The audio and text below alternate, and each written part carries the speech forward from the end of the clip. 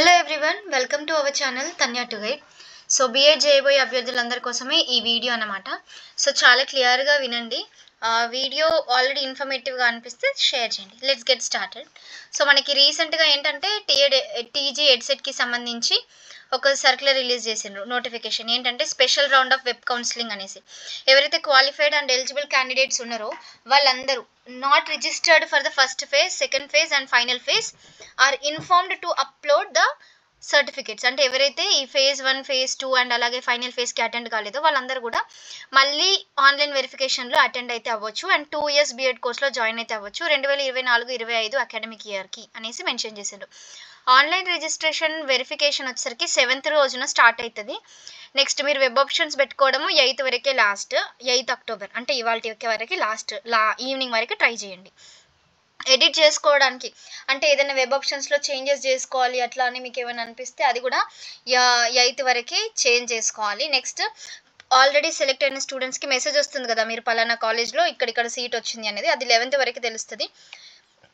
Reporting at concerned colleges for verification వచ్చేసరికి 14 to 17 అనమాట. Note అని ఇక్కడ ఒక మెన్షన్ చేశారు. This notification itself is a call for web counselling.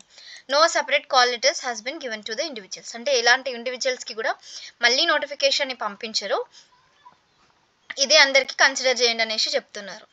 So 500 rupees SC ST వాళ్ళైతే pay చేయాలి ఆన్లైన్ వెరిఫికేషన్కి. మిగిలిన క్యాస్ట్ వాళ్ళు అయితే 800 రూపీస్. ఇవన్నీ కూడా non refundable. Who should participate in special round అనేసి ఇచ్చిండు క్లియర్గా.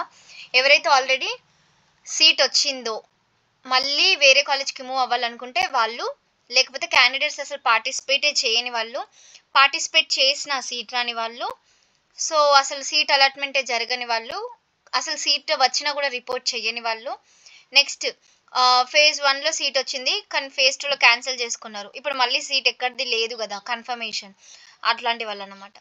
Next options exercised for phase 1 will not be considered for phase 2 and final phase. So మీరు మళ్ళీ వెబ్ ఆప్షన్స్ పెట్టుకోవాల్సి అయితే ఉంటుంది అనమాట.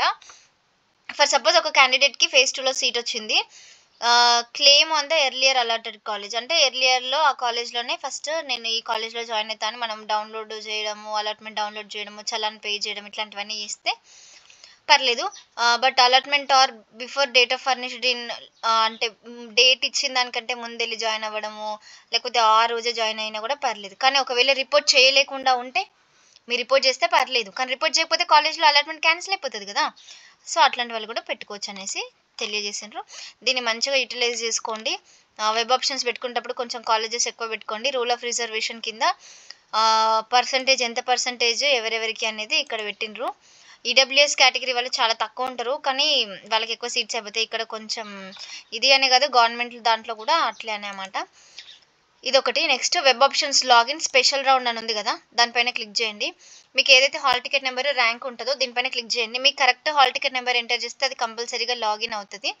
నెక్స్ట్ వన్స్ లాగిన్ అయిపోయిన తర్వాత apply for online verification, login closed అని వస్తుంది. స్పెషల్ రౌండ్ వాళ్ళకి యాక్చువల్గా ఉంటుంది, ఇక్కడ మీరు లాగిన్ చేసిన వెంటనే ఇక్కడ వచ్చేస్తుంది. సో స్పెషల్ రౌండ్ వాళ్ళు ఇక్కడ క్లోజ్ చేసి ప్యానిక్ అవ్వకండి, ఇవాళ వరకు ఉంటుంది. నెక్స్ట్ సెలెక్ట్ అయిన వాళ్ళు డౌన్లోడ్ చేసుకోవాలి అంటే చేసుకోవచ్చు. నేను లాస్ట్ ఇయర్ కూడా ఇది చూపించిన, మళ్ళీ ఒకసారి చూపిస్తున్నా. ఉస్మానియా యూనివర్సిటీ దగ్గర క్లిక్ చేయండి. ఏ కాలేజ్లో ఎంతెంత ఫీజు ఉన్నది అనేది మనకి తెలిసిపోతుంది. సో మీకు ఒకవేళ కావాలి అంటే నేను ఇవన్నీ డౌన్లోడ్ చేసి పెడుతున్నా, టెలిగ్రామ్లో పెడుతున్నాను. ఎవరికైనా కావాలి ఈ పీడిఎఫ్స్ ఎట్లా అంటే వీటి యూజ్ ఏంటో నేను చెప్తున్నా, అంటే చాలా గ్రౌండ్ లెవెల్ చూసి చెప్తున్నా నేను. ఫర్ సపోజ్ నేను బీఎడ్ చేసినప్పుడు నాకు ఏ కాలేజ్లో ఫీజు ఎంత అనేది తెలుసుకోవాలంటుంది కాబట్టి ఒకటి అందుకు పనికి వస్తుంది. ఇంకొకటి ఏంటంటే కొన్ని బీఎడ్ కాలేజెస్ ఇరెగ్యులర్గా వచ్చినా కూడా యాక్సెప్ట్ చేస్తాయి, చాలామందికి తెలిసే ఉంటుంది.